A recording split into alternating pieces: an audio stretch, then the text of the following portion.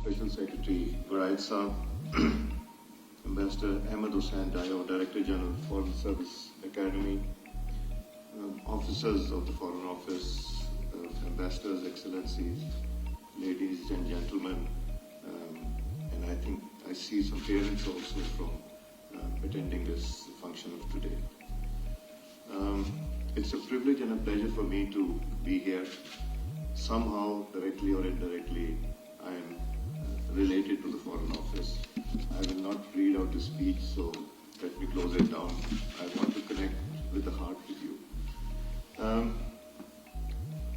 This is not only a moment of privilege, but do remember that this is a huge responsibility which is to be carried by you in your long careers.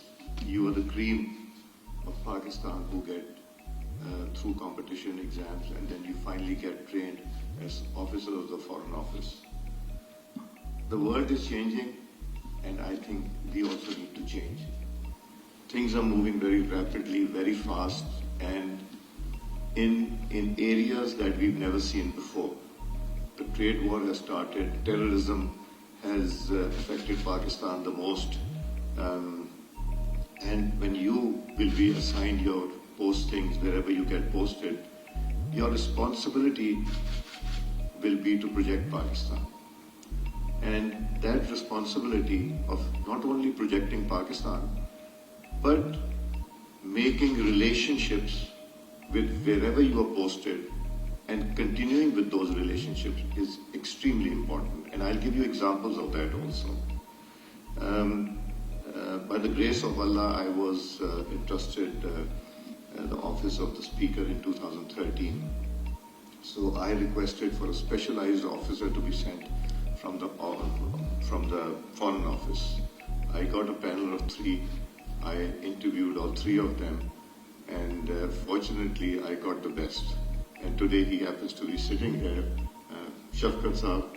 He joined the National Assembly to look after the international relations.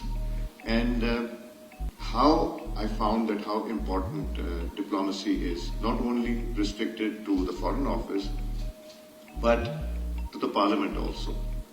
I realized in 2007, when I was invited by the German government to visit Germany for a civil-military dialogue. This is when terrorism was at its peak, and the perception about Pakistan was extremely poor. It was not only poor, but it was the international press that was creating a hurdle. So I was given the task of formulating this group. So I got 1 member of Parliament from urban Sindh, 1 from rural Sindh, myself from urban Punjab, another one from rural Punjab, 2 from KP, 1 from Balochistan who happened to be a lady. She was a Christian and she belonged to a religious party of Maulana Fazlur Rahman.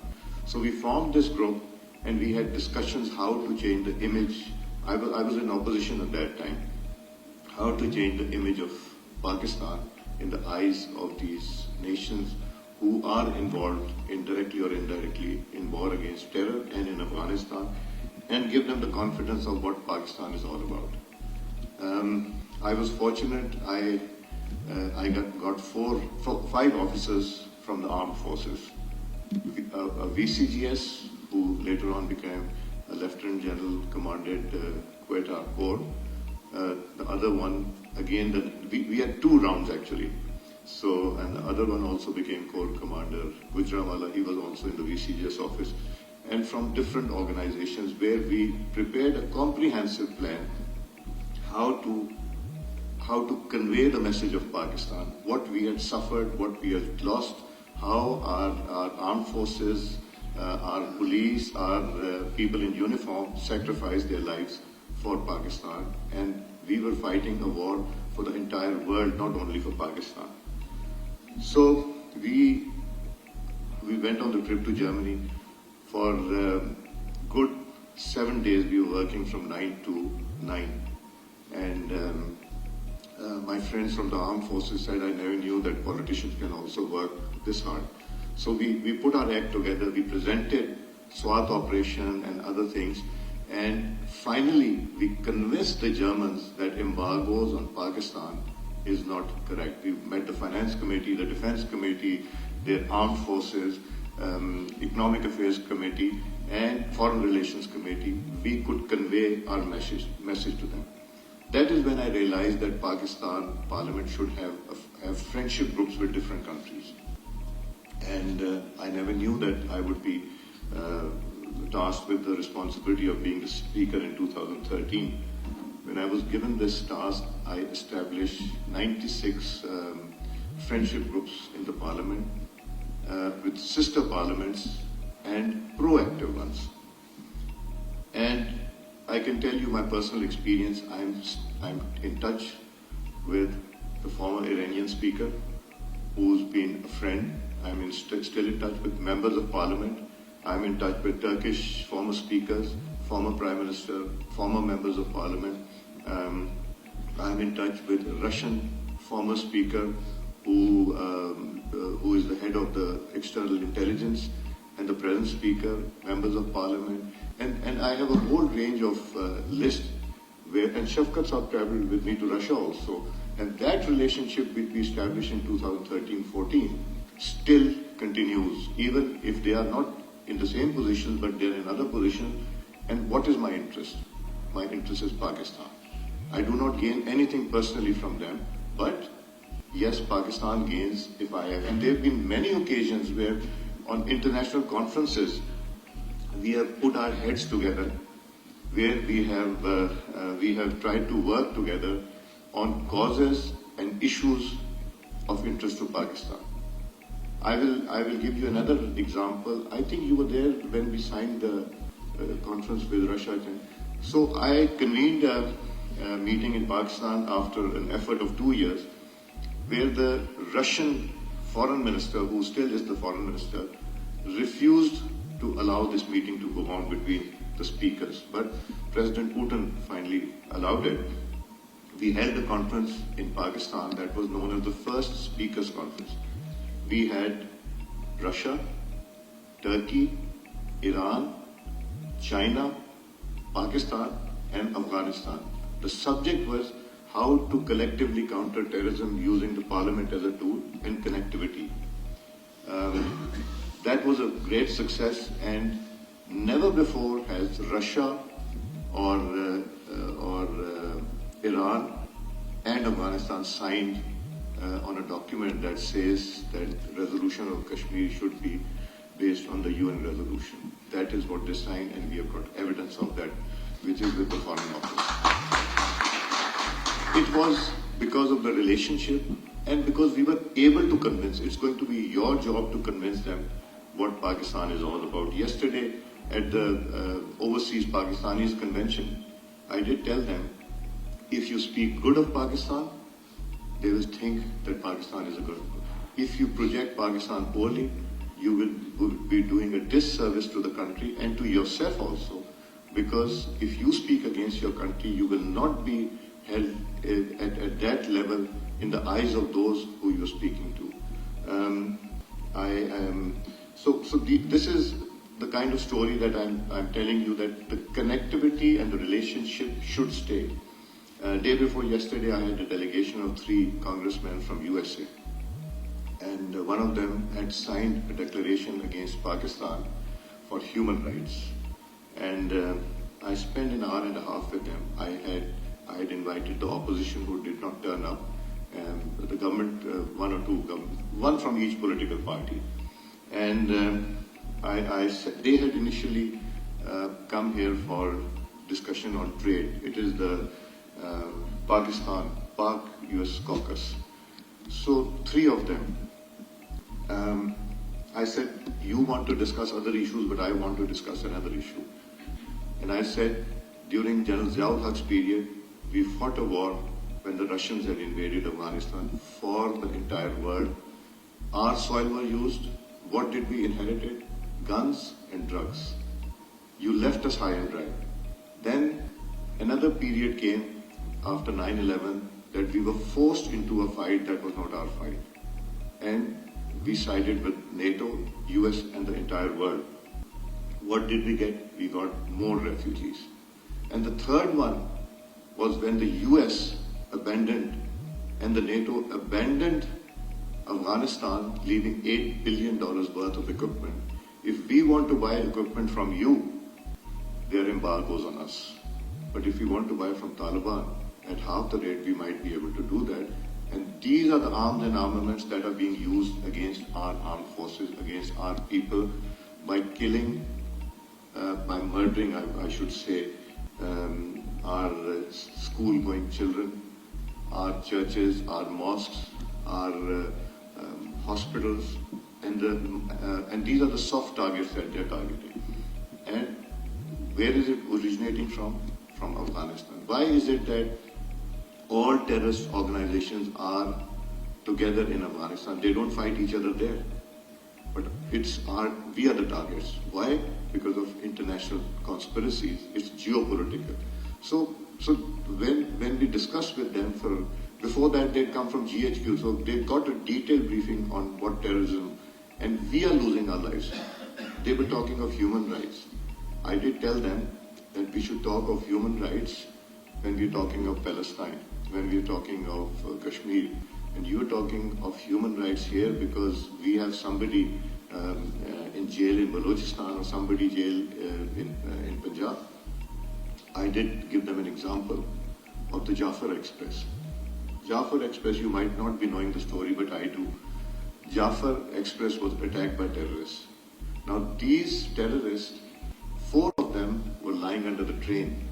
They had suicide jackets with them, and God forbid, if that had blown, all the people would have blown. So those are the terrorists with Pakistan attacks. Those are the terrorists. There is no compromise or no relief for these kind of terrorists. And same is the case in other regions of Pakistan. So we are fighting this. They are being funded. We have enough evidence, and we will not compromise to anybody who takes lives of our Pakistani brothers and sisters. So after the 1.5 hours, I could see a change. They categorically said, we are not interested in your internal politics. We want to engage you. You are a friend of Pakistan. And same happened yesterday afternoon with the European Union delegation who had thought of rights. Let me also tell you something which I have been witness to. 2018 to 2022, the Prime Minister was arrested, the sitting Prime Minister, his son was arrested, his brother, the former Prime Minister, was arrested, his daughter was arrested, our Planning Minister was arrested, our Defence Minister. They were all arrested with no case against them, but they were under investigation for 2 years and maybe more. No protection orders were issued. They were not allowed to come to Parliament. They could not represent their constituencies. They could not put forward their vote. So only for voting during the budget. But that was something wrong. I undid that. I said 2 wrongs do not make a right. When these people were arrested who were members of Parliament, I did not waste a minute of producing them in the Parliament. I gave them the floor. They spoke their heart out. I said, the Constitution says you can't speak against the judiciary and the armed forces. I will restrict you there. Rest, you can go ahead. You can say anything you want to the government. And they did. I gave them the floor, and I did not send them back to the jail like the previous government used to do. I sent them to the Parliament lodges and declared them as sub-jail. I was criticized for that. But that is my responsibility. As long as I'm Speaker, I'm going to do that because I feel they have a right to come here. The legal cases, they can go on. So I think we have to set the examples ourselves. It is very easy to say, okay, this is what you did, I'll do the same with you. That is not appropriate. I tried to mediate between the government and the opposition. I tried my best. I opened my doors. I had backdoor with the opposition, and then I got them on the table. But I cannot disclose what happened there, but there's no other way except sit together, discuss issues, and move forward. So let's not talk of opposition and government now. But I think आप लोगों की जो responsibility, you have to please make those relationships which me and my other colleagues have made. Even if they're not in parliament, but still that relationship between two former parliamentarians of different parliaments is also. I invited the German speaker, and he came to Pakistan after 3 years of my invitation. When he landed here, the first thing he did while getting down from the steps of the plane, he was talking to his wife that I've landed safely. And then after 4 days, he was in Lahore, sitting on the cuckoos opposite the Badshai Mosque. We went there about 7:38, and at 12 I had to say, Excellency, it's 12 o'clock, it's the next day, let's go. So we took him from there. And I sent him to National College of Arts, Cathedral School, Convent School. I said, you move around and see what Pakistan is all about. And when he went back, he said, I wish I'd come earlier. This is what I project. Get more people into Pakistan. We can go there, but getting more people into Pakistan is extremely important to try and give them the feel. These congressmen day before yesterday who met me, they went to restaurants here. They said, this is the different Pakistan. This is not what we'd heard about. So I think the more we project Pakistan, the more we expose Pakistan. They promised me they're going to go to Gilgit next time, and they're going to visit other places also when they come for the next trip. So I think your responsibility is going to be, all of us, our responsibility is, number one is Pakistan. We should project the real picture of Pakistan, which is not projected in the international media. And please build on these relationships. These relationships are going to be in your careers very helpful. And document what you do. If you don't have these document and record, I think the continuity will not be there.